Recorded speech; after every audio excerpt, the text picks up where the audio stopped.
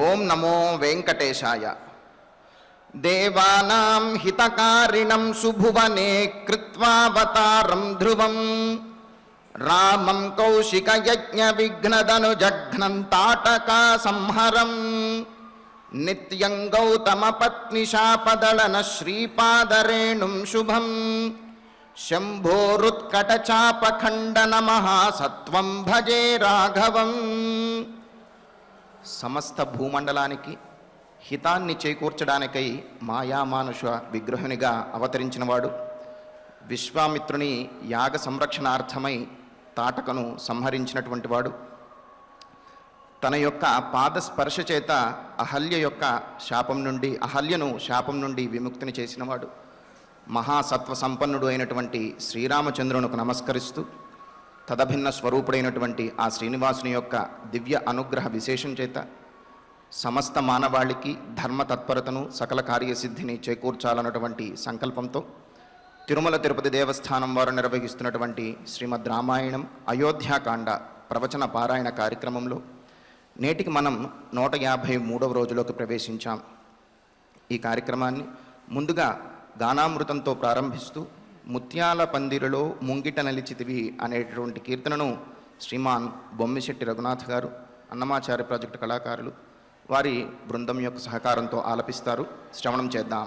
ఓం నమో వెంకటేశాయ. ఓం నమో వెంకటేశాయ.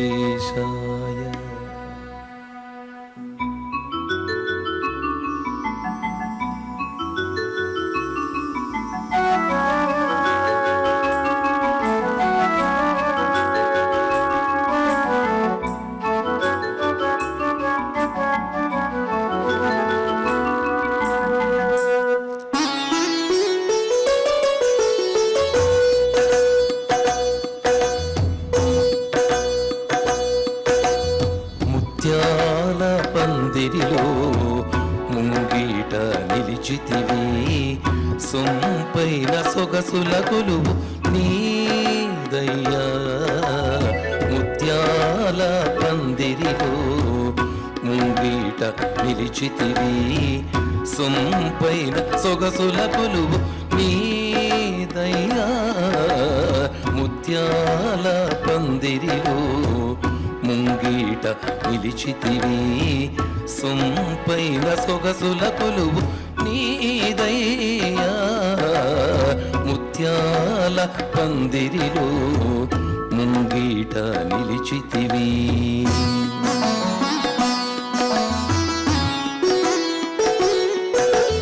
నిత్యము నవ్వులు చింద సిగ్గు మారాకులేయ. నిత్యము నవ్వులు చింద సిగ్గు మారాకులేయ.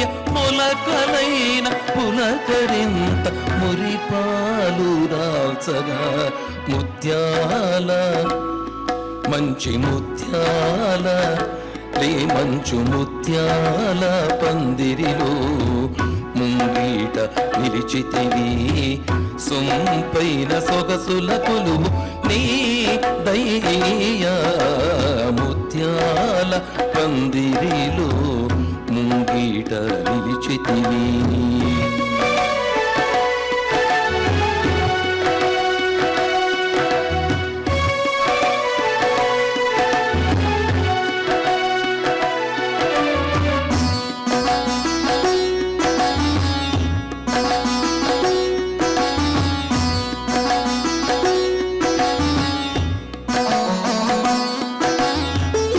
బంధ జలధిలో అనుబంధ తరణిలో తీరము కనరాది పురుషోత్తమా. భవబంధ జలధిలో అనుబంధ తరణిలో తీరము కనరాది పురుషోత్తమా. ప్రాయము తరిగెరా సారిపోతిరా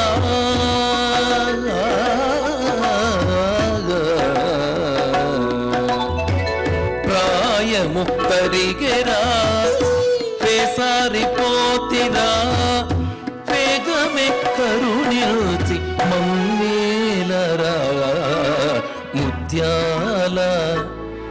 మంచి ముత్యాల మంచు ముత్యాల పందిరిలో ముంగీట నిలిచితివి సొంపైన సొగసుల కొలువు నీదయ్యా ముత్యాల పందిరిలో ముంగీట నిలిచితివి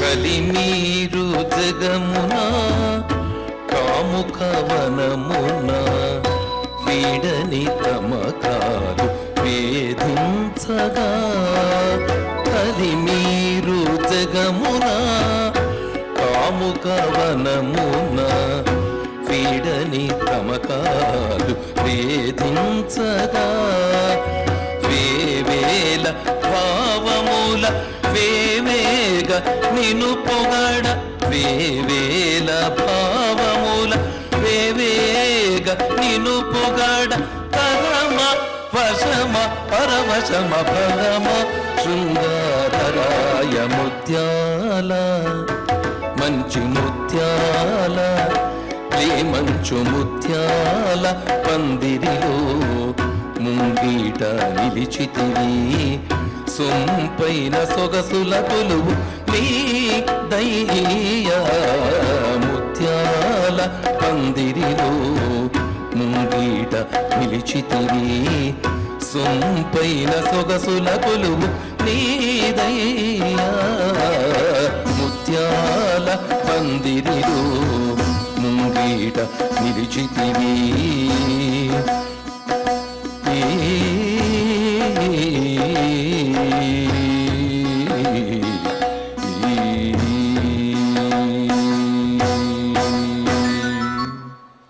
ఈనాడు బ్రహ్మోత్సవాలలో భాగంగా మలయప్ప స్వామి ముక్తిని ప్రసాదించేటటువంటి ముత్యపు పందిరి వాహనంలో బాలకృష్ణునిగా అవతరించి మనకు దర్శనమివ్వబోతూ ఉన్నారు.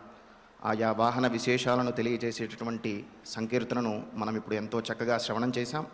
ఇక ఇప్పుడు శ్రీ గురు ధ్యానపూర్వకంగా సంకల్పవాక్యాలను అందరము కలిసి పలుకుతూ ఈ కార్యక్రమాన్ని ప్రారంభించుకుందాం. శ్రీ గురు ధ్యానం గురుర్బ్రహ్మా గురుర్విష్ణు గురుర్దేవో మహేశ్వరః గురుః సాక్షాత్ పరం బ్రహ్మ తస్మై శ్రీ గురవే నమః. శ్రీనివాస ధ్యానం శ్రీ వెంకటాద్రి నిలయః కమలాకాముకః పుమాన్ అభంగుర విభూతిర్నః తరంగయతు మంగళం. అథ సంకల్పః శ్రీమదాదివరాహ క్షేత్రే విరాజమానస్య శ్రీ పద్మావతీ జానేః అఖిలాండకోటి బ్రహ్మాండ నాయకస్య శ్రీరామచంద్ర రూపాంతరస్య భగవతః శ్రీ వెంకటేశ్వర స్వామినః సన్నిధౌ హనుమత్ సీతా లక్ష్మణ భరత శత్రుఘ్న పరివార సమేత శ్రీరామచంద్ర పరబ్రహ్మణః పరిపూర్ణానుగ్రహేణ అస్మిన్ భువనే సమస్తాధివ్యాధీనాం నివారణార్థం భారతవర్షే విద్యా విత్త వాణిజ్య కృషి వైద్య వైజ్ఞానిక దేశరక్షణాదిరంగేషు విద్యమానానాం ఆస్తిక మహాజనానాం సర్వేషాం సకుటుంబానాం ఆయురారోగ్యైశ్వర్య सद्बुद्धि इत्यादि सर्वशुभफलप्राप्त्यर्थं धर्माचरणद्वारा श्रीरामराज्यस्य पुनर्व्यवस्थापनार्थम् उद्योगार्थिनां समुचितोद्योगप्राप्त्यर्थं दम्पतीनाम् अनुकूलदाम्पत्यसिद्ध्यर्थं सन्तानस्य पितृवाक्यपरिपालनानुकूल बुद्धिप्रचोदनार्थं सकलकार्यसिद्ध्यर्थं गोसंरक्षणार्थं च श्रीमद्वाल्मीकिरामायणे अयोध्याकाण्डे यथाशक्ति श्लोकव्याख्यानपुरस्सरं 14 सर्गश्लोकपारायणं तथा श्रीधन्वन्तरिमन्त्रपारायणं च अन्योन्यसाहाय्येन आचार्यमुखेन करिष्यामहे। श्रीवाल्मीकिप्रार्थना कूजन्तं राम रामेति मधुरं मधुराक्षरम् आरुह्य कविताशाखां वन्दे वाल्मीकिकोकिलं। श्री आञ्जनेयप्रार्थना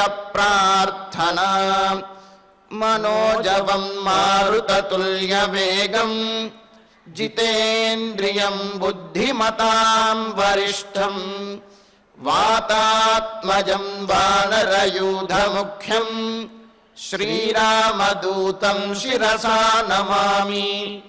श्रीरामायण प्रार्थना वाल्मीकिगिरिसम्भूता रामसागरगामिनी पुनाति भुवनं पुण्या रामायण महानदी।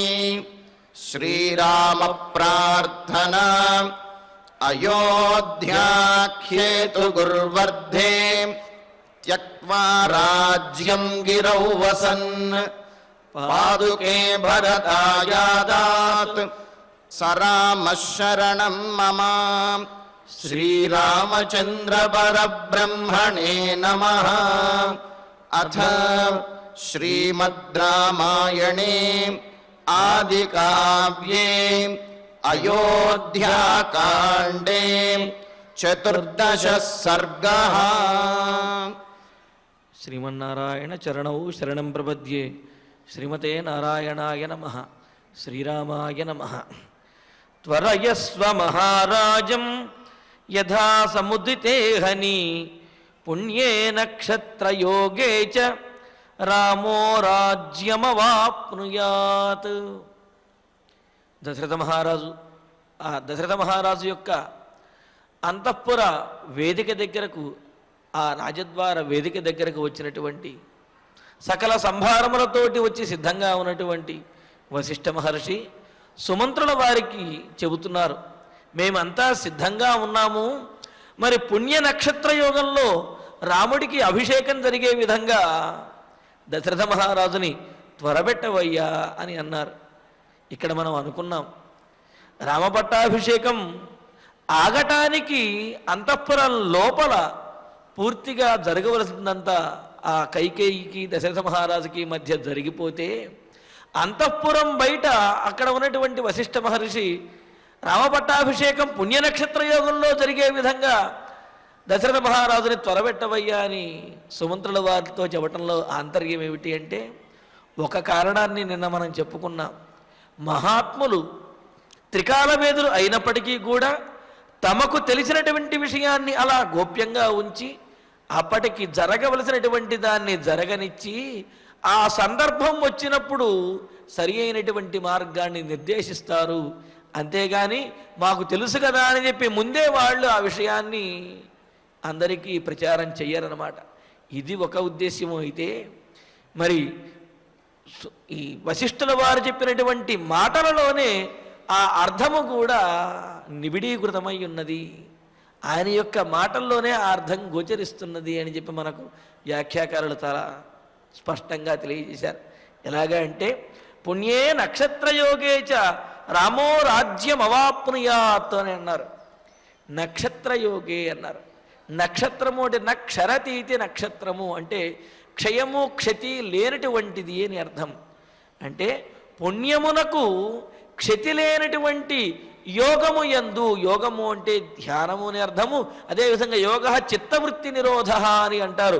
అంటే ఏమిటి, మన విషయముల నుండి ఇంద్రియములను నిరోధించడం ఏదైతే ఉందో దానిని యోగము అని అన్నారు. అంటే పుణ్యమునకు ఏమాత్రము క్షతి లేనటువంటి, అపాయము లేనటువంటి మంచి సమయము యందు, ఇంద్రియములను నిగ్రహించి ఉండేటటువంటి సమయము యందు అని అర్థం.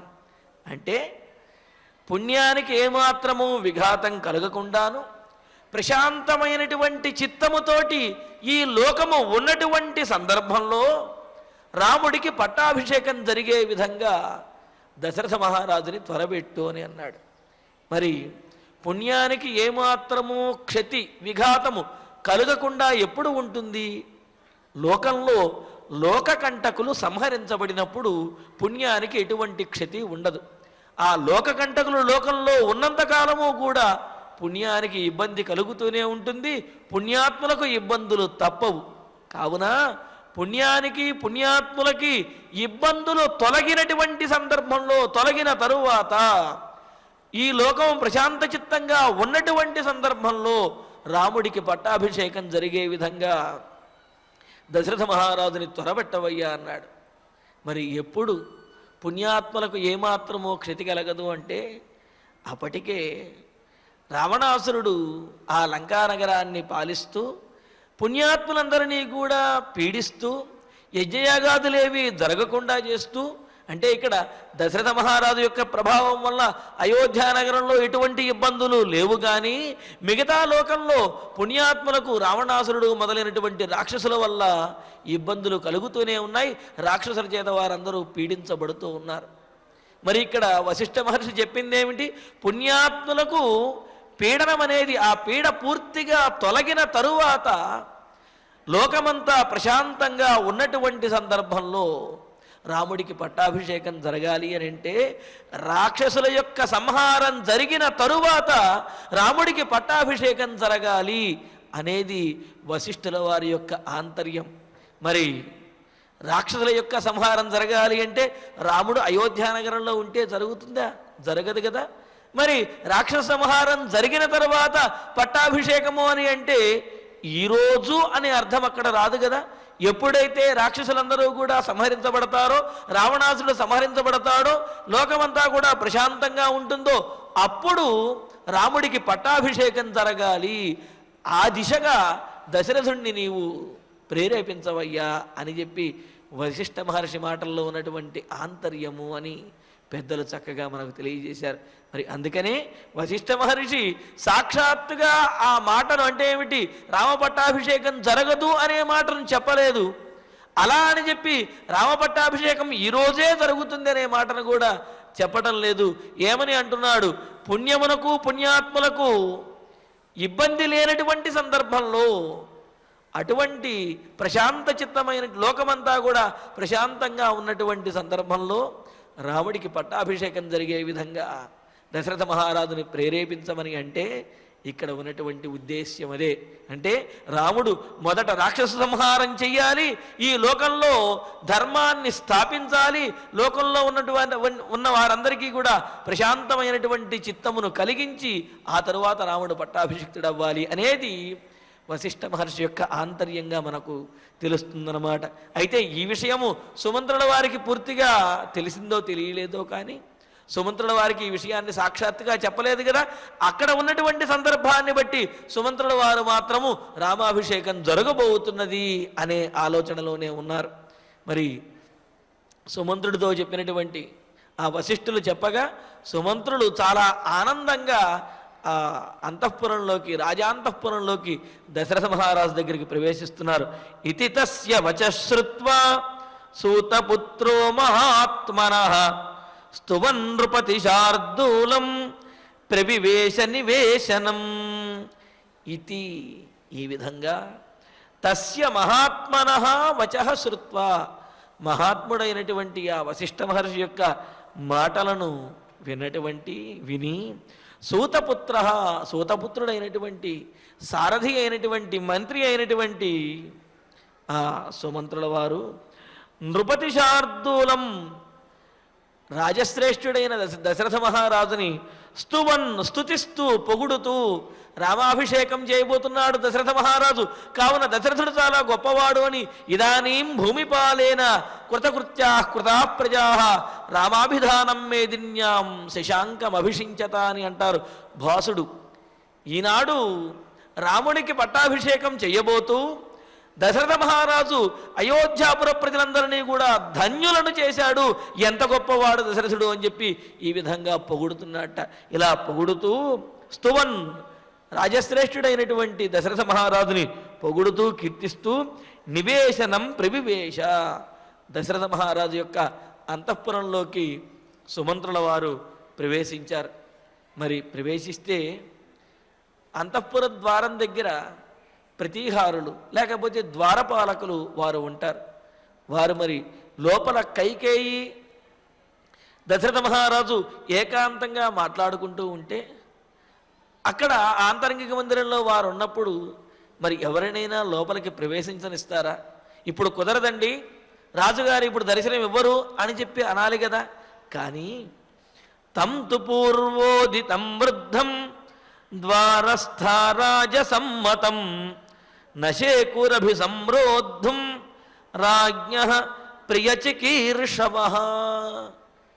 ద్వారపాలకులు, అక్కడ ఉన్నటువంటి సేవకులు ఎంతటి గొప్పవాళ్ళంటే సేవకుల యొక్క లక్షణం గురించి చెబుతున్నారు. చూడండి, ఇక్కడ సేవకుడు ఎప్పుడూ కూడా తన యజమానికి మంచి జరగాలి అనే ఆలోచనతోటే ఉండాలి. అదే సేవకుని యొక్క లక్షణం. అంతేగాని నెల చివరికి జీతం తీసుకోవటము, ఎలాగోలా పనిచేయటము, యజమాని ఎలా పోతే అలా పోయాడు అనుకోవటం అనేది సేవకుని యొక్క లక్షణము కాదు. అది ధర్మం తప్పినట్లే అవుతుంది. కావున ఏ యజమాని దగ్గర పనిచేస్తున్నాడో ఆ యజమాని సంతోషంగా ఉండాలి, ఆ యజమానికి మంచి జరగాలి అని చెప్పి సేవకుడు పరిపూర్ణంగా కోరుకోవాలి అని చెప్పి అన్నారు. అందుకని ఇక్కడ చూడండి, దశరథ మహారాజు యొక్క అంతఃపుర ద్వారం దగ్గర ఉన్నటువంటి ఆ ద్వారపాలకులు ఎవరైతే ఉన్నారో ద్వారస్థాహ, ద్వారం దగ్గర ఉండేటటువంటి ఆ ద్వారపాలకులు రాజ్ఞః ప్రియచికీర్షవః, రాజుగారికి దశరథ మహారాజుకి ప్రియచికీర్షవః, ఎప్పుడూ కూడా మంచే చెయ్యాలనుకుంటారట. రాజు ఆనందంగా ఉంటే చూడాలి అనుకుంటారట. రాజుకు మంచి జరిగే పని ఏదైనా సరే, రాజుకి ఆనందించే పని ఏదైనా సరే దానికి వారు ఏమాత్రము అడ్డు చెప్పరు, అడ్డు పడరనమాట. అందుకని రాజుగారు చెప్పారు కదా అని చెప్పి రాజుకు మంచి జరిగే విషయాన్ని కూడా ఆపేసి అడ్డం కొట్టేటటువంటి వాళ్ళు కాదు. అందుకని రాజ్ఞః ప్రియచికీర్షవః, రాజుకి దశరథ మహారాజుకి ఎప్పుడూ కూడా మంచి చెయ్యాలి అనే ఆసక్తి కోరిక కలిగిన వారై పూర్వోదితం, పూర్వ ఉదితం, ఇక్కడ రెండు అర్థాలు. ముందుగా వచ్చినటువంటి వాడు అంటే ఏమిటి? ఆ రోజు ప్రాతకాలంలో మొదటగా రాజు యొక్క అంతఃపురంలోకి వస్తున్నటువంటి వాడు సుమంత్రుల వారే. అందుకని పూర్వోదితం, మొదటగా వచ్చినటువంటి వాడైనా అని మరొక అర్థం కూడా ఉన్నది. ఇలా మొదటగా వచ్చినటువంటి వాడైన సుమంత్రుల వారిని వారు ఆపలేదు, లోపలికి అనుమతించారు అని. ఇంకో రెండో అర్థం ఏమిటి అంటే పూర్వ ఉదితం, పూర్వం చెప్పబడినటువంటి వాడు. ఎవరి చేత? రాజుగారి చేత చెప్పబడ్డారు. ఏమని చెప్పబడ్డారు? ద్వారపాలకులకి ఆస్థానంలో ఉన్నటువంటి వారికి దశరథ మహారాజు రాజశాసనంలా ఒక మాట చెప్పారట. ఏమని అంటే సుమంత్రుడు ఎప్పుడు నా దగ్గరికి వస్తాను అని అన్నా, ఎప్పుడు నా దగ్గరికి వస్తున్నా సరే ఎవరు కూడా సుమంత్రుడిని ఆపటానికి వీలు లేదు. సుమంత్రుడు నాకు ఆంతరంగికుడు, ఆత్మీయుడు. కావున సుమంత్రుడు నా దగ్గరికి వస్తుంటే మాత్రం ఎవరు ఆపటానికి వీల్లేదు అని చెప్పి, నిరోధించడానికి వీల్లేదు అని దశరథ మహారాజు పూర్వమే ఎప్పుడో చెప్పేశారు. కావున మరి సుమంత్రుడు వస్తున్నాడు అంటే దశరథ మహారాజుకి మంచి చెయ్యటం కోసమే, దశరథ మహారాజుకి ఆనందాన్ని చేకూర్చడం కోసమే. కావున ఆ సుమంత్రుల వారిని ఆపకూడదు అని చెప్పి దశరథ మహారాజే స్వయంగా పూర్వోదిత ముందు చెప్పారు. కావున ఆ మాటను గుర్తు తెచ్చుకున్నటువంటి వారై రాజసమ్మతం, దశరథ మహారాజుకి అత్యంతము ప్రియమైనటువంటి ఆత్మీయుడైనటువంటి వాడైన వృద్ధం తం, వృద్ధుడైన, చూడండి ఇక్కడ సుమంత్రుడు కూడా వృద్ధుడే. దశరథ మహారాజు వృద్ధుడు, ఆయన యొక్క సారథి అయినటువంటి సుమంత్రుడు కూడా వృద్ధుడు. అంటే ఎంత కాలంగా ఆ దశరథ మహారాజుని ఆ వంశముని కూడా అంటిపెట్టుకుని ఉన్నాడో సుమంత్రుల వారు. రాజసమ్మతం, రాజుకు ప్రియమైన వాడు, వృద్ధం వయోవృద్ధుడు, జ్ఞానవృద్ధుడు. ఇక్కడ వృద్ధ శబ్దానికి రెండు అర్థాలు తీసుకోవాలన్నమాట. వయోవృద్ధుడు, జ్ఞానవృద్ధుడు అయినటువంటి ఆ సుమంత్రుడిని అభిసంరోద్ధం అడ్డుకోవటానికి నశేకుహు కనీసం ప్రయత్నించలేదుట. సుమంత్రుల వారు వస్తుంటే ఎవరు వస్తున్నది, రాజా అంతఃపురంలోకి వెళ్ళడానికి ఎవరు అని చెప్పి కనీసం వాళ్ళు అడ్డుకోవాలనే ఆలోచన కూడా చేయలేదుట. అసలు అడ్డుకోవటం అనే ప్రసక్తే లేదు. ఎందుకంటే ఎప్పుడు తన అంతఃపురంలోకి తన దగ్గరికి వస్తున్నా సరే సుమంత్రుడిని ఎవరు కూడా ఆపటానికి వీలు లేదు అని చెప్పి దశరథ మహారాజు చెప్పటం అనేది ఒక ఉద్దేశ్యము అయితే, చెప్పటం అనేది అది గుర్తు తెచ్చుకోవటం ఒకటైతే, రెండవది సుమంత్రుల వారు ఎప్పుడు దశరథ మహారాజుకు దగ్గరకు వచ్చిన దశరథుడికి మంచే జరుగుతుంది కావున రాజుకి మంచి జరిగేటటువంటి విషయంలో ఎవరూ కూడా అడ్డుకోకూడదు అనే ఉద్దేశంతో ఆ ద్వారపాలకులు సుమంత్రుల వారిని అడ్డుకోలేదు. సుమంత్రుల వారు చక్కగా వడివడిగా ఆ అంతఃపురంలోకి నడుచుకుంటూ లోపలికి వచ్చేశారన్నమాట. కావున గమనించవలసింది, ఎంత అధికారంలో ఉన్నా, ఎంత రాజయ్య ఉన్నప్పటికీ కూడా తనకు మంచి చేసేవారు తన ఆత్మీయులు ఎవరైతే ఉంటారో వారి విషయంలో మాత్రం అధికారాన్ని ఎట్టి పరిస్థితుల్లో చూపించకూడదు, వారికి ఆ చనువు ఇవ్వవలసిందే అని. మరి దశరథ మహారాజు చక్రవర్తి అయినప్పటికీ సుమంత్రుల విషయంలో మాత్రం ఆ చనువు ఇచ్చారో, ఆ స్వాతంత్రం ఇచ్చారు. ఎందుకంటే సుమంత్రుడు ఎప్పుడు రాజుకి మంచి చేసేటటువంటి వాడు, అంతటి ఆత్మీయుడు. పైగా దశరథ మహారాజు ఎంత చనువిచ్చినప్పటికీ కూడా సుమంత్రుడు తన హద్దులను దాటడు, హద్దులను మీరకుండా ఉండేటటువంటి వాడు అనే విషయం కూడా మనకు ముందు ముందు తెలుస్తుంది. కేవలం దశరథ మహారాజు వద్దే కాదు, సుమంత్రుడు రామచంద్రుడి వద్ద కూడా, రాముడి వద్ద కూడా, తన చేతిలో పెరిగినటువంటి రాముడి వద్ద కూడా చాలా జాగ్రత్తగాను, అనునయంగాను, అనుకూలంగాను తన హద్దులలో ఉండేటటువంటి ఉత్తమమైన స్వభావం కలిగినటువంటి వారు సుమంత్రుల వారు. అందుకనే వృద్ధుడు, వయోవృద్ధుడు, జ్ఞానవృద్ధుడు, రాజుగారికి అత్యంత ప్రియమైనటువంటి వాడు అయిన ఆ సుమంత్రుల వారు రాజాంతఃపురంలోకి ప్రవేశిస్తూ ఉంటే ఆ అంతఃపురంలో ఉన్నటువంటి ద్వారపాలకులు కానీ ఎవరు ఆయనను ఆపలేదు. చాలా వడివడిగా లోపలికి వెళుతూ వెళ్ళాడు. వెళ్ళి ససమీపస్థితో రాజ్ఞః తామవస్థాం అజజ్ఞివాన్ వాగ్భిః పరమతుష్టాభిః అభిష్టోతుం ప్రచక్రమే. సరే, ఆ అంతఃపురం లోపలికి వెళ్ళాడు. వెళితే దశరథ మహారాజు అలా కూర్చుని అటు తిరిగి ముఖం పెట్టుకుని ఉన్నారు. దశరథ మహారాజు యొక్క ముఖం ఈ సుమంత్రుల వారికి కనిపించడం లేదు. ఆయన నిద్రపోతున్నాడేమో అన్నట్లుగా, నిద్రమత్తులో ఉన్నాడేమో అన్నట్లుగా దశరథ మహారాజు ముఖం కనిపించడం లేదు. అటు తిరిగి ఆయన బాధపడుతూ దశరథుడు కూర్చుని ఉన్నాడు. మరి ఈ విధంగా వెనక నుంచి ఆయన వెనక భాగంలో ఉన్నట్లుగా సుమంత్రుల వారు ఆ ద్వారం దగ్గర నుంచి వచ్చి ఉన్నారు. అందుకనే చూడండి, ఏదైనా బాధ కలిగినప్పుడు సింహద్వార ద్వారం వైపు లేకపోతే తల పైకి ఎత్తి ఎవరో చూడరు, తల వంచుకుని లోపల వైపుకు చూస్తూ బాధపడుతూ ఉంటారు. మరి ఆ విధంగా ఆయన బాధపడుతూ ఉంటే సుమంత్రుల వారు లోపలికి ప్రవేశించారు.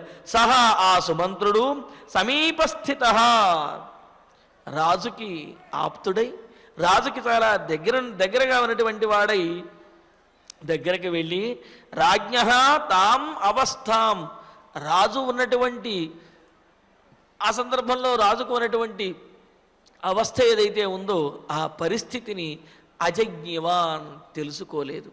ఆ పరిస్థితి, రాజు యొక్క పరిస్థితి సుమంత్రుల వారికి తెలియలేదు. ఈయన చాలా ఆనందంగా, ఉత్సాహంగా, హుషారుగా లోపలికి అంతఃపురంలోకి వచ్చారు. రాజుగారు అటు తిరిగి బాధపడుతూ ఉన్నారు. అయితే వెనక నుంచి చూస్తున్నటువంటి సుమంత్రుల వారికి రాజుగారి యొక్క బాధ కనిపించలేదు. రాజు యొక్క పరిస్థితి సుమంత్రుల వారికి తెలియలేదు. తెలియక పరమతుష్టాభి, మిక్కిలి సంతోషకరమైనటువంటి, అంటే ఏమిటి, ఇంతకు ముందెప్పుడూ కూడా సుమంత్రులు మాట్లాడినంతటి గొప్ప సంతోషకరమైనటువంటి వాగ్భి మాటలతోటి అభిష్టోతుం ప్రచక్రమే దశరథ మహారాజుని పొగడటం మొదలుపెట్టారు. దశరథ మహారాజుని ఈ విధంగా వేనోళ్ల కొనియాడతారంటారు కదా, ఆ విధంగా అనేక రకాలుగా దశరథ మహారాజుని స్తుతించడం ప్రారంభించాడు. స్తుతిస్తూ తతస్సూతో యథాకాలం పార్థివస్య నివేశనే సుమంత్ర ప్రాంజలిర్భూత్వా తుష్టావ జగతీపతిం. ఆ స్తుతి చేయటం కూడా ఎలాగా అంటే చేతులు జోడించి నమస్కరిస్తూ, ఎంత ఘనకార్యం చేస్తున్నావయ్యా దశరథ మహారాజా అని చెప్పి, మరి అంత గొప్ప కార్యం చేస్తున్నటువంటి వాడిని ఏ విధంగా అయితే కీర్తిస్తారో అలాగా తతః ఆ తరువాత సూత సుమంత్ర సారథి అయినటువంటి సుమంత్రుడు పార్థివస్య నివేశనే దశరథ మహారాజు యొక్క ఆ గృహంలో ఆ అంతఃపురంలో ప్రాంజలిర్భూత్వ చేతులు జోడించి ఎంతో ఆనందంతో గౌరవించవలసినటువంటి ఆ దశరథ మహారాజుని గౌరవిస్తూ చేతులు జోడించి యథాకాలం ఆ కాలానికి తగినటువంటి అంటే దశరథ మహారాజు బాధపడుతూ ఏడుస్తూ ఉంటే ఆ కాలానికి తగినటువంటి పొగడ్తలతోటి కీర్తించాడు అంటే ఇదేమిటి? ఏడుస్తూ ఉంటే కీర్తించాడు అంటే బాగుండదు కదా. ఆ కాలానికి తగిన అని అంటే ప్రాతకాలానికి తగినటువంటి అని అర్థం. ఏ విధంగా అయితే వందిమాగదులు ప్రాతకాలంలో శుభకరమైనటువంటి మాటలతో ఆ రాజుగారిలో ఉత్తేజాన్ని అదేవిధంగా ధర్మబుద్ధిని కలుగజేస్తారో, అదేవిధంగా ఆ ప్రాతకాలానికి సూర్యోదయ సమయంలో నిద్రలేచే సమయంలో మాట్లాడవలసినటువంటి యోగ్యమైనటువంటి శుభకరమైనటువంటి మాటలతోటి యథాకాలం ఆ నిద్రలేపే సందర్భంలో మాట్లాడేటువంటి సరి అయినటువంటి మాటలతోటి జగతీపతిం చక్రవర్తి అయినటువంటి ఆ దశరథ మహారాజుని తుష్టావా స్తుతించను. అంటే ఏ సందర్భంలో ఏవి మాట్లాడాలో ఆ సందర్భంలో అవే మాట్లాడాలి అనేది దీని ద్వారా తెలుస్తున్నది. అయితే ఇక్కడ సందర్భము అంటే ఇక్కడ ప్రాతకాలంలో నిద్ర లేపేటటువంటి సందర్భం అనేది మనం తీసుకోవాలి.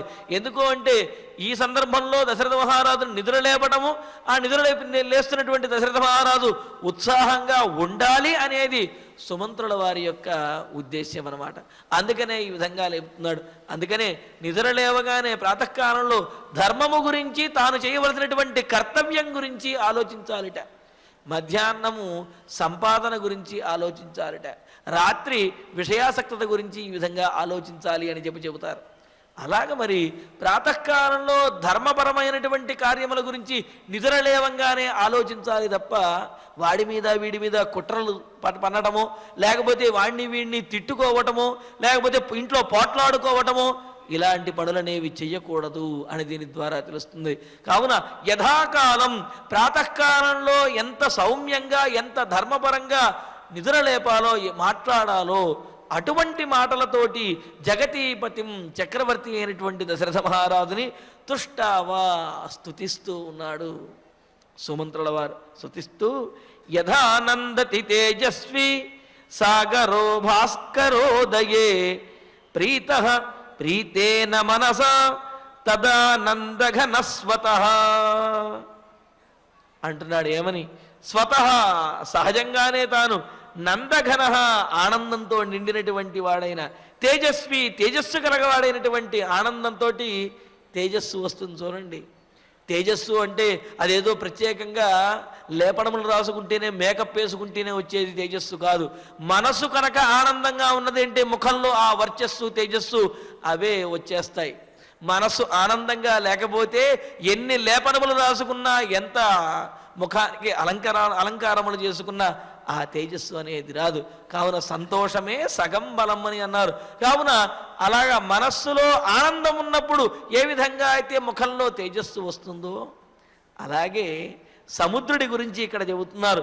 సహజంగానే ఆనందంతో నిండినటువంటి వాడు, తేజస్సు గలవాడు అయినటువంటి సాగరుడు భాస్కరోదయే సూర్యోదయ సమయంలో, అంటే సూర్యుడు వృద్ధి చెందుతున్నటువంటి సమయంలో స్వతః యథానందతి ఏ విధంగా అయితే ఆనందిస్తాడో సముద్రుడు స్వతసిద్ధంగానే ఉత్సాహవంతంగా కిరణములతోటి ఎగసిపడుతూ ఉంటాడు. స్వతసిద్ధంగానే తేజోవంతుడు, అంటే ఆయనలో కూడా అగ్ని మొదలైనటువంటి తేజస్సులు ఉన్నాయని చెప్పి చెబుతారు కదా, తేజోవంతుడు. అటువంటి సముద్రుడు సూర్యోదయం అయ్యేటప్పటికీ మరింత తేజస్సుతోటి ఏ విధంగా అయితే మెరుస్తూ ఉంటాడో, ఆనందిస్తూ ఉంటాడో, అదేవిధంగా స్వతః నంద ఓ దశరథ మహారాజా, స్వయం సిద్ధంగానే నీవు ఆనందంగా ఉంటూ అందరినీ ఆనందపరిచేటటువంటి నీవు ఆనందఘన, ఆనందంతో పూర్తిగా నిండినటువంటి వాడై ప్రీతేన మనసా ప్రీతః భవ, చాలా ఇష్టమైనటువంటి అనుకూలమైనటువంటి మనస్సుతోటి ప్రీతః భవ, అత్యంతము నీవు ప్రసన్నుడివిగా ఉండు అని చెప్పి అంటున్నాడు. అంటే ఏమిటి? ఎంతో కాలం నుంచి నీవు ఎదురు చూస్తున్నటువంటి, లేకపోతే నీకు అత్యంతము నీ జీవనంలో అత్యంతము ఆనందాన్ని కలగజేసేటటువంటి రామపట్టాభిషేకాన్ని చెయ్యబోతున్నావు. కావున అసలు సహజంగానే ఆనందంగా ఉండేటటువంటి నీవు రామపట్టాభిషేకం చేయబోవడం ద్వారా మరింత ఆనందాన్ని పొంది మరింత ప్రసన్న చిత్తుడిగా మరింత ఆనందంగా ఉండవయ్యా అని చెప్పి సుమంత్రుల వారు దశరథ మహారాజుని ఈ విధంగా కీర్తిస్తున్నాడు. అంటే ఏమిటి? నీవు ఆనందంగా ఉండాలి అంటున్నాడు. కానీ దశరథుని యొక్క పరిస్థితి తీరనటువంటి శోకంలో ఉన్నాడు. మరి ఇక్కడ మరొక అర్థం కూడా చెబుతారు. సహజంగా సూర్యుణ్ణి చూడటం కంటే కూడా చంద్రుణ్ణి చూసినప్పుడు మరి ఆ సముద్రుడు ఎక్కువగా ఉప్పొంగి కెరటములు ఉవ్వెత్తున ఎగసిపడతాయి కదండి. మరి భాస్కరోదయే అని చెప్పడంలో ఇక్కడ ఉద్దేశం ఏమిటి అంటే, భాస్కర శబ్దానికి చంద్రుడు అనే అర్థం కూడా చెప్పవచ్చుని. భాసః కరోతి, భాసః అంటే కిరణములు, కాంతి, కరోతి ఇచ్చేటటువంటి వాడు, కిరణములను ప్రసరింపజేసేటటువంటి వాడు. కిరణములను ఏ విధంగా అయితే సూర్యుడి ప్రసరింపజేస్తాడో అదేవిధంగా చంద్రుడు కూడా ప్రసరింపజేసి ఈ భూమికి ఆహ్లాదాన్ని ఇస్తాడు. కావున భాస్కరోదయే, చంద్రోదయ సమయంలో చంద్రుణ్ణి చూచినటువంటి సముద్రుడు ఏ విధంగా అయితే మరింత ఉవ్వెత్తున ఎగసి తన ఉత్సాహాన్ని ఆనందాన్ని కూడా పొందుతాడో, ఉత్సాహాన్ని ఆనందాన్ని ప్రదర్శిస్తాడో, అదేవిధంగా స్వతసిద్ధంగానే ఆనందమూర్తివైనటువంటి దశరథ మహారాజా రాముడికి పట్టాభిషేకం చేయటము అనే సంకల్పంతో మరింత ఆనందంతో నీవు ఉండవయ్యా, మరింత ఆనందంతో జీవించవయ్యా అని చెప్పి అంటున్నారు. అందుకనే చెబుతారు, పుత్రుడికి ఆనందం కలిగితే తండ్రికి ఆనందం మరింత పెరుగుతుంది అని చెప్పి. యదిందోరన్వేతి వ్యసనముదయం వా నిధిరపాం ఉపాధిస్తత్రాయం జయతి జనికర్తు ప్రకృతిత అని పూర్వం కూడా మనం ఒకసారి చెప్పుకున్నాం. ఏ విధంగా అయితే చంద్రుడు ఉదయిస్తూ ఉంటే, చంద్రుడి యొక్క ఆ కిరణములు పెరుగుతూ ఉంటే, చంద్రుడు వృద్ధి చెందుతూ ఉంటే సముద్రుడు కూడా వృద్ధి చెందుతూ ఆనందంతో కెరటములతో ఎగసిపడుతూ ఉంటారట. చంద్రుడు క్షీణించేస్తూ ఉంటే సముద్రుడు కూడా తన కెరటములను తన ఉత్సాహమును తగ్గించుకుని ఆయన కూడా క్షీణిస్తూ ఉంటారట. ఎందుకండి అలా జరుగుతున్నది అంటే, చంద్రుడు ఆ సముద్రము నుండి ఉద్భవించినటువంటి వాడు కావున చంద్రుడు సముద్రుడికి పుత్రుడి లాంటి వాడు. కావున తన పుత్రుడైనటువంటి ఆ చంద్రుడు వృద్ధి చెందుతూ ఉంటే తండ్రి అయినటువంటి సముద్రుడు కూడా వృద్ధి చెందుతూ ఆనందంతో ఎగసిపడుతూ ఉంటాడు. పుత్రుడైనటువంటి చంద్రుడు క్షీణిస్తూ ఉంటే తండ్రి అయినటువంటి సముద్రుడు కూడా క్షీణించేస్తూ ఉంటాడు అని. ఇది తండ్రికి కుమారుడికి ఉన్నటువంటి బంధము.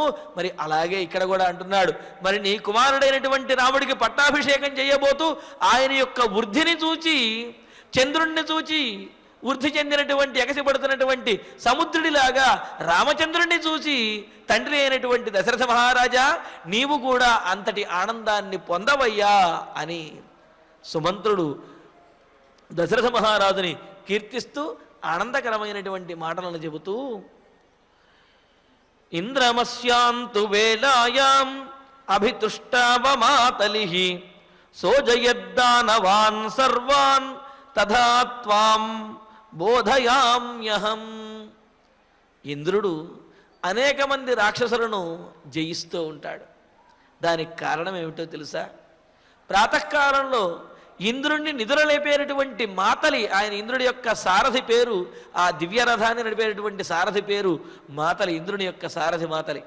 అలా ఇంద్రుని యొక్క సారథి అయినటువంటి మాతలి ఇంద్రుడిని ఆ ప్రాతకాలంలో నిద్ర లేపేటప్పుడు, ఇంద్రుడిని మేలుకొలిపేటప్పుడు ఆయనను చాలా గొప్పగా కీర్తిస్తూ ఆయనలో ఉన్నటువంటి ఉత్సాహము, శౌర్యవీర్య పరాక్రమములు అవన్నీ కూడా వాటిని ఉత్తేజపరుస్తూ ఆయనను నిద్ర లేపుతాడు. అంటే నిద్ర లేపటం అంటే ఇంద్రుడు పడుకుని ఉంటే మాతలు వచ్చి నిద్ర లేపుతాడు అని అర్థం కాదు.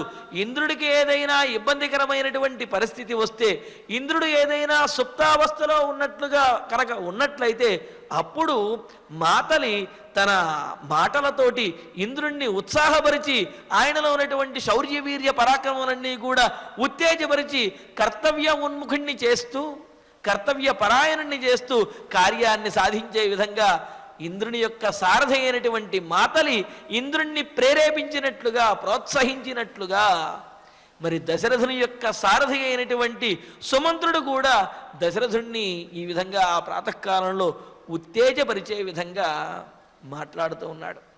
ముఖ్యంగా యుద్ధంలో కానీ ఏదైనా కార్యానికి వెళ్ళేటప్పుడు కానీ సారథుల యొక్క మాటలు రధికుని మీద చాలా ప్రభావాన్ని చూపిస్తాయి.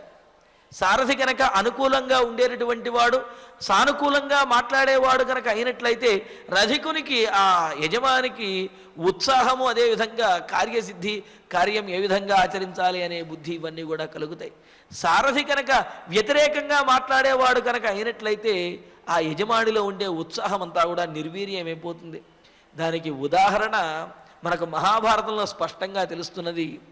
అర్జునుడికి సారథి అయినటువంటి శ్రీకృష్ణ పరమాత్మ సారథిగా ఉండడం ద్వారా అర్జునుడు ఎంత విపత్కరమైనటువంటి పరిస్థితి వచ్చినప్పటికీ కూడా శ్రీకృష్ణుని యొక్క మాటల ద్వారా ఉత్తేజాన్ని పొంది, ధైర్యాన్ని పొంది ఆయన యుద్ధంలో శౌర్యవీర్య పరాక్రమాలతోటి యుద్ధం చేసి అందరినీ జయించగలిగాడు. మరి కర్ణుడికి సారథిగా శల్యుడు ఉన్నాడు. శల్యుడు వస్తుతః పాండవుల పక్షమున ఉండాలి అనుకున్నాడు. కానీ శల్యుడి దగ్గరికి మొదటగా దుర్యోధనుడు వచ్చి అడిగేటప్పటికీ ఇంకా కాదనలేక మొదట వచ్చి అడిగాడు. కావున క్షత్రియ ధర్మాన్ని పాటించి దుర్యోధనుడి యొక్క పక్షంలో చేరారు. మరి ఏం చేయాలయ్యా అంటే కర్ణుడికి సారథ్యం చెయ్యాలి, ఎందుకంటే శ్రీకృష్ణ పరమాత్మతో సమానంగా సారథ్యం చేయగలిగినటువంటి వాడివి నీవు అని చెప్పి శల్యుణ్ణి పొగిడేటప్పటికీ ఒక రకంగా కర్ణుడికి సారథ్యం చెయ్యటము అనేది అది కాస్త తక్కువ పనిగా ఆయన భావించినప్పటికీ శ్రీకృష్ణులాగా సారథ్యం చేసేటటువంటి వాడు అని పొగిడేటప్పటికీ ఒప్పుకున్నాడు. ఆ కర్ణుడికి సారథ్యం చేస్తూ ఉన్నాడు. మరి కర్ణుడికి అదేవిధంగా పార్థుడికి, అర్జునుడికి యుద్ధం జరిగే సందర్భంలో ఈయన అదిగో పార్థుడు వస్తున్నాడు, ఈనాడు పార్థుని మీద నేను జయించేస్తాను అని చెప్పి ఎప్పుడైతే కర్ణుడు అన్నాడో శల్యుడు ఏమంటాడో తెలుసా? నక్కకి నాగలోకానికి ఎంత తేడా ఉంటుందో నీకు ఆ అర్జునుడికి కూడా అంత తేడా ఉందయ్యా.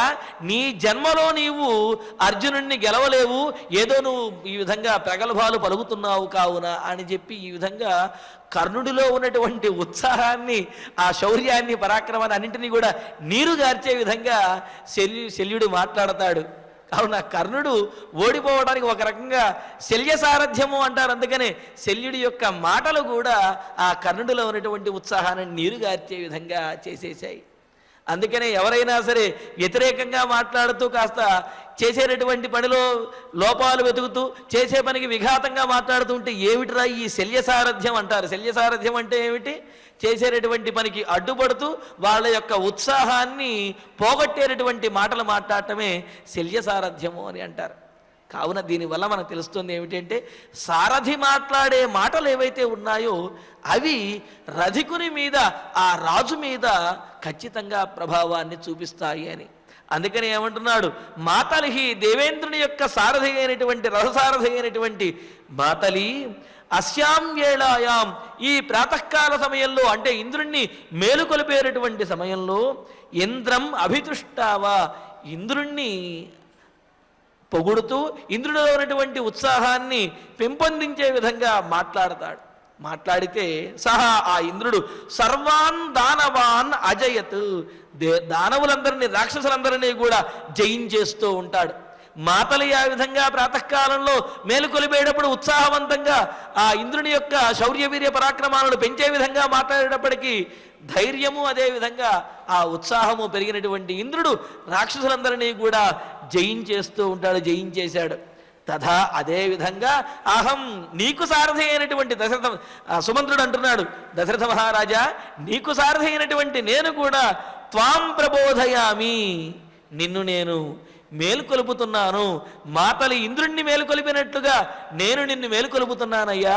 ఆ విధంగా నీవు కూడా నూతనమైనటువంటి ఉత్సాహంతో ఆ శౌర్య వీర పరాక్రమాలతోటి రాజఠీవితోటి నీవు చేయవలసినటువంటి కర్తవ్యాన్ని నిర్వర్తించవయ్యా అని చెప్పి సుమంత్రుల వారు దశరథ మహారాజుని వేనోళ్ల కొనియాడుతూ ఈ విధంగా మేలుకొలుపుతున్నట్లుగా పొగుడుతూ మాట్లాడుతూ ఉన్నారు. మరి దీనికి దశరథ మహారాజు యొక్క ప్రతిస్పందన ఏమిటి, మరి ఆ తరువాత వారిరువురి మధ్య జరిగినటువంటి సంభాషణ ఏమిటనేది రేపటి ప్రవచనంలో తెలుసుకుందాము. ఇక ఇప్పుడు ఆచార్యుడు వారి ద్వారా శ్లోకాలను పారాయణ చేసుకుందాము. త్వరయస్వ త్వరయస్వ మహారాజన్ మహారాజన్ యథా యథా సముదితే హని సముదితే హని పుష్యే పుష్యే నక్షత్రయోగే చ నక్షత్రయోగే చ రామః రామః రాజ్యమవాప్నుయాత్ రాజ్యమవాప్నుయాత్ ఇతి తస్య వచః శ్రుత్వా సూతపుత్రః సూతపుత్రః మహాత్మనః స్తువన్ నృపతిశార్దూలం ప్రవివేశ నివేశనం తంతుపూర్వోదితం వృద్ధం ద్వారస్థాః రాజసమ్మతం నశేకుః అభిసంరోద్ధుం రాజ్ఞః ప్రియచికీర్షవః ససమీపస్థితః రాజ్ఞః తామవస్థాం అజజ్ఞివాన్ వాగ్భిః పరమతుష్టాభిః అభిష్టోతుం ప్రచక్రమే తతః సూతః యథాకాలం పార్థివస్య నివేశనే సుమంత్రః ప్రాంజలిర్భూత్వా తుష్టావా జగతీపతిం యథానందతి తేజస్వీ సాగరః భాస్కరోదయే ప్రీతః మనసా తథా ఆనందఘనస్వతః ఇంద్రమస్యాంతు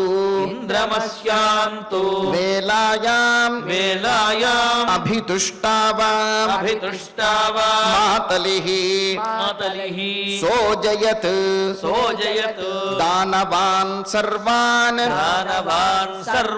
తథా త్వాం బోధయామ్యహం ఇత్యార్షే శ్రీమద్ రామాయణే ఆదికావ్యే అయోధ్యాకాండే చతుర్దశ సర్గే సప్త శ్లోకాః ఫలశ్రుతి నుండి మంగళాంతం వరకు అందరము కలిసి పఠిద్దాం. ఫలశ్రుతి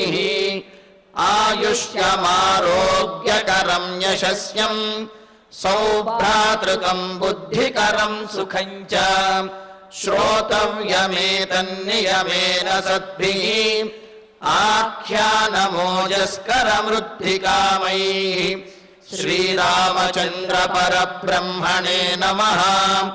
అథ ధన్వంతరి ధ్యానం అచ్యుతానంత గోవింద విష్ణో నారాయణామృత रोगान् मे नाशयाशेषान् आशु धन्वन्तरे हरे आरोग्यं दीर्घमायुष्यं बलं तेजो धियं श्रियं स्वभक्तेभ्योऽनुगृह्णन्तं वन्दे धन्वन्तरिं हरिं धन्वन्तरेरिमं श्लोकं भक्त्या नित्यं पठन्ति ये अनारोग्यं न तेषां स्यात् सुखं जीवन्ति ते चिरम् ॐ नमो भगवते वासुदेवाय धन्वन्तरये अमृतकलशहस्ताय वज्रजलौकहस्ताय सर्वामय विनाशनाय